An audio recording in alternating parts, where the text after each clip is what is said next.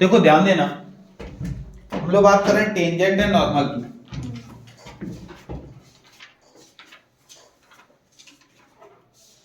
Tangent में होता क्या है, ठीक, देखो भाई टेंजेंट की जो इक्वेशन होगी वो होती है हमारे पास y minus y one equal dy upon में dx और यहां x1 y1, ठीक है ना, और यहां ब्रैकेट में हो जाता है x1 x माइनस, ठीक। ये है क्या, टेंजेंट है क्या, नॉर्मल है क्या, तो एक स्ट्रेट लाइन चैप्टर पढ़ा था हम लोगों ने फर्स्ट ईयर में, ठीक। तो फर्स्ट ईयर में जब एक स्ट्रेट लाइन चैप्टर पढ़ा था तो वहां पे हम लोगों ने एक इक्वेशन पढ़ी थी जिसमें कहा जाता था y is equal to mx plus C. ये तब पढ़ते थे जब नॉर्मल एक लाइन जाती थी, जब वो दो पॉइंटों से होकर जाती थी तो फार्मूला हो जाता था y minus y one equal में m x माइनस x1, ठीक है ना, जब दो पॉइंट से होकर जाती थी। अगर देखा जाए तो ये फार्मूला इसी से मैच कर रहा है ना, देखा y माइनस वाई वन भी है, x माइनस x1 भी है, हमारे पास बीच में m आ गया, m को कहते क्या थे, स्लोप। तो इसका मतलब है अगर हमें इसकी भी स्लोप निकालनी हो तो स्लोप का मतलब होता है क्या, m, और यहां पे स्लोप क्या है, तो हमने कहा dy अपॉन dx है, और जो पॉइंट्स दिए गए हो x1 y1 उसमें पुटअप करने के बाद, ठीक, या x1 y1 ना कह के केवल x और y कह सकते हैं, इसकी अलग से तुम्हें पॉइंट दिए जाएंगे। इतनी बात समझ में आ गई, कोई दिक्कत? तो ये हमारी स्लोप कहलाती है। इसी में अगर हमसे कहता है कि टेंजेंट एंगल निकालना है, जब टेंजेंट एंगल कहता है तो हमें पूरी tan थीटा की वैल्यू निकालनी होती है। तो tan थीटा की वैल्यू पूरी क्या हो जाएगी, dy अपॉन, और पॉइंट्स हमारे x, y। और अगर हमसे कहता है एंगल निकालना है, क्या निकालना है, एंगल। टेंजेंट एंगल ना बोल के केवल एंगल बोलता है तो हम लोग क्या करते हैं, थीटा इक्वल tan को उधर भेज देते हैं, तो tan इनवर्स dy अपॉन में dx और x, बात समझ में आ गई। ये सेम इसी तरह अभी इसके फिगर वगैरह सारी चीजें बनाना सीखेंगे। फिगर हमसे कहीं भी पूछता नहीं है। सबसे पहले हमें क्या दिया होगा, दो कोई पॉइंट्स दिए गए होंगे, उन दो पॉइंटों से मिलकर जाने वाली एक टेंजेंट की इक्वेशन पूछ लेगा। इक्वेशन नहीं पूछता है तो कह देगा वो पॉइंट से हमें स्लोप निकालनी है, हम स्लोप निकाल सकते हैं। दो लाइनों के बीच में क्या कर सकता है, टेंजेंट एंगल पूछ सकता है या केवल एंगल पूछ सकता है पहली एक्सरसाइज में, इसके अलावा और कुछ भी नहीं। अब बात करते हैं इसी में बगल वाले चैप्टर पे आते हैं, नॉर्मल। कुछ अलग नहीं है, सेम यही सारी चीजें यही, बस इक्वेशन में थोड़ी चेंजमेंट। टेंजेंट आ गई, नॉर्मल ऑटोमेटिक खत्म। कैसे, थोड़ा सा नॉर्मल में थोड़ा सा चेंजमेंट है, same y minus y one equal में माइनस वन अपॉन में dy अपॉन dx, और यहां x कॉमा और यहां x माइनस x। बात समझ में आ गई, कोई दिक्कत? ये क्या था, तो ये टेंजेंट का काम कर रहा था, ये क्या है, नॉर्मल। क्लियर?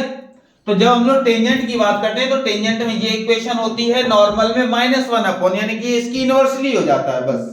तो इसका मतलब ये किसकी वैल्यू होगी, m की।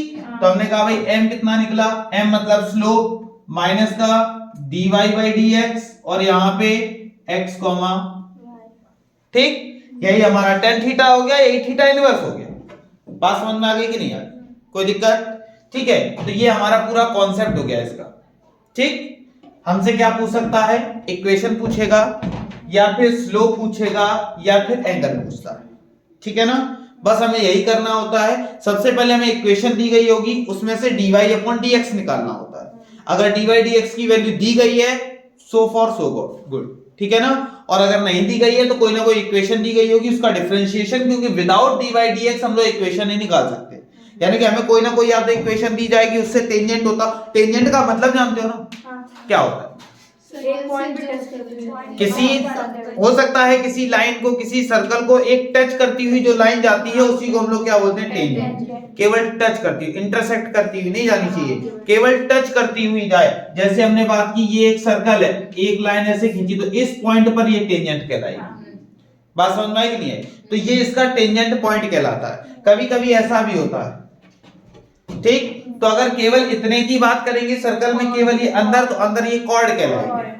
और पूरा नाम क्या दिया जाए तो टेंजेंट कॉर्ड भी इसको कह सकते हैं, टेंजेंट भी है और कॉर्ड भी है। टेंजेंट क्यों है? क्योंकि यहां तक टेंजेंट है, ये पॉइंट टेंजेंट पॉइंट है, ठीक है ना। तो टेंजेंट का कॉर्ड कहा जाता है और ये केवल एक टेंजेंट है। क्लियर? एक इस तरह से हम लोगों ने 9th और हाई स्कूल में इस तरह से थ्योरम भी पढ़ी थी। कहा जाता था पी ए बी सी, तो कहा जाता था p b into p c equal में पी ए स्क्वायर, पढ़ा था ना। तो ये हम लोगों ने क्लास 9 10th में पढ़ा है। तो तब उसमें टेंजेंट के लिए कहा जाता था। तो टेंजेंट समझ गए होंगे टेंजेंट पॉइंट होते क्या है, ठीक है ना। तो ये हमारा पूरा कॉन्सेप्ट है इसका, ठीक। पहली एक्सरसाइज खत्म, केवल इसी पे बेस्ड है पूरी एक्सरसाइज, ठीक है ना। इतना नोट कर लो, आगे बढ़ते हैं। ठीक, सबसे पहले क्वेश्चन की लैंग्वेज की वो कहना क्या चाहता है। तो सबसे पहले तो यही कह रहा है कि फाइंड द स्लोप, स्लोप निकालना है, ठीक है ना। स्लोप निकालना है, स्लोप का मतलब m निकालना है, ये तुम्हें सीधे सीधे पता चला। फिर हम लोग आगे बढ़े, टेंजेंट टू द कर्व। एक हमें इक्वेशन मिली कर्व की, क्या कर्व है हमें कोई लेना देना नहीं ना, हमें फिगर बनाना है कि हमारे पास पैराबोला बनना है, हाइपरबोला बनना है, क्या बनना है, हमें कोई लेना देना नहीं, हमें केवल कर्व से लेना देना होता है। हमने देखा कर्व हमारे पास प्रेजेंट है।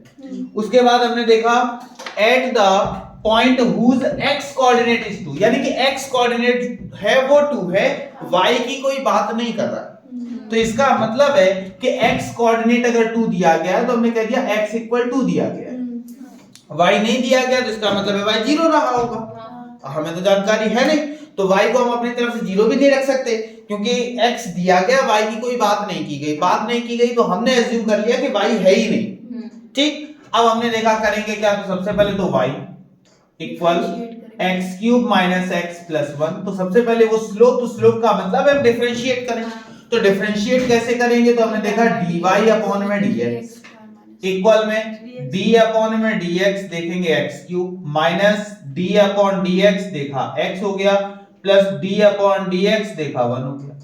अब हमने देखा dy अपॉन dx है, चलो अच्छा लग रहा है। इक्वल में हमने देखा यहां क्या हो जाएगा, x क्यूब है, पावर आगे आती है, पावर में से 1 कम हो गया, माइनस x का करेंगे तो प्रॉपर 1 हो जाएगा। और इस 1 है कांस्टेंट है, वो 0 हो गया तो उसको लिखेंगे नहीं। हम यहां पहुंच गए, पहुंचने के बाद हमें तो m चाहिए, हमें तो ये चाहिए नहीं था, लेकिन m चाहने के लिए हमें ये निकालना पड़ा। अब m इक्वल होता क्या है, तो m इक्वल हमने बताया dy अपॉन dx और यहां होता है x लेकिन y तो है ही नहीं, केवल x दिया गया है। तो हम क्या करेंगे, x इक्वल यहाँ क्या लिख देंगे, 2 दिया गया। तो m equal dy upon dx, तो हमने देखा 3x स्क्वायर माइनस 1 ये है, और इसकी लिमिट कितनी है x इक्वल 2, तो ये यहाँ पुट करेंगे।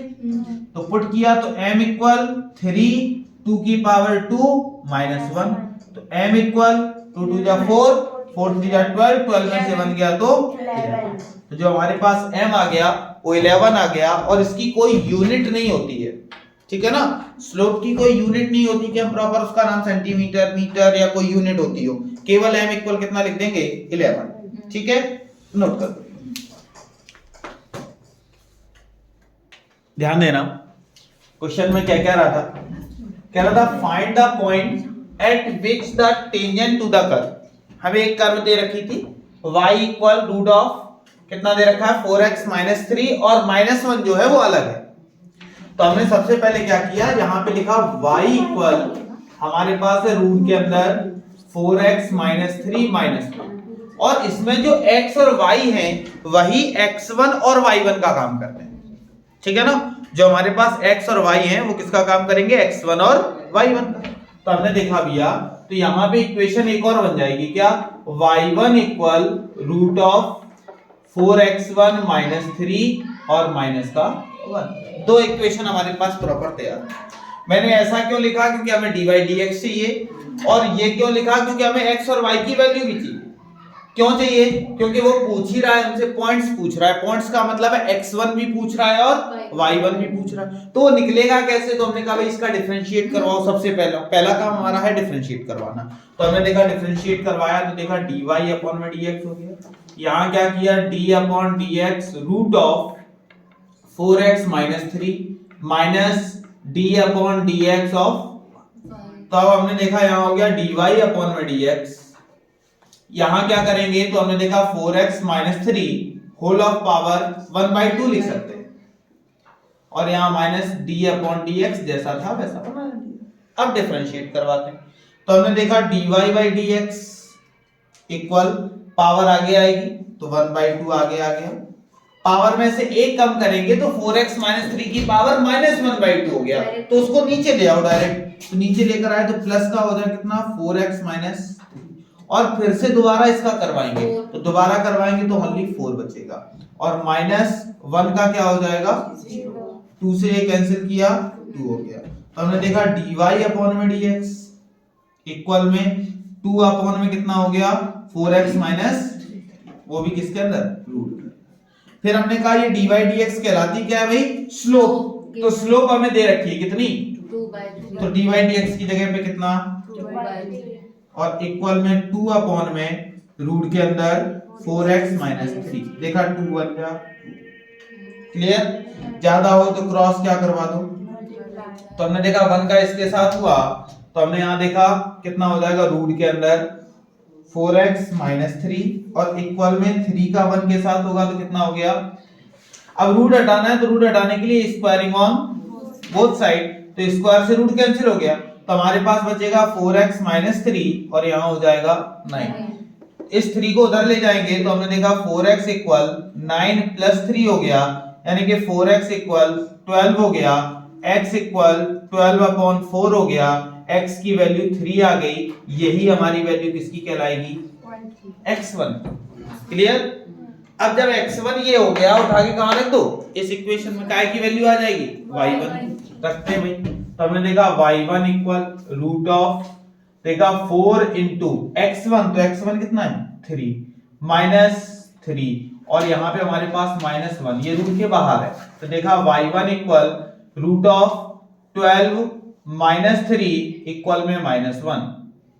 अब क्या होगा y1 इक्वल यहाँ रूट के अंदर 9 बचा माइनस 1, तो y1 इक्वल यहाँ कितना हो जाएगा 3 माइनस 1 इक्वल में कितना बचा 2।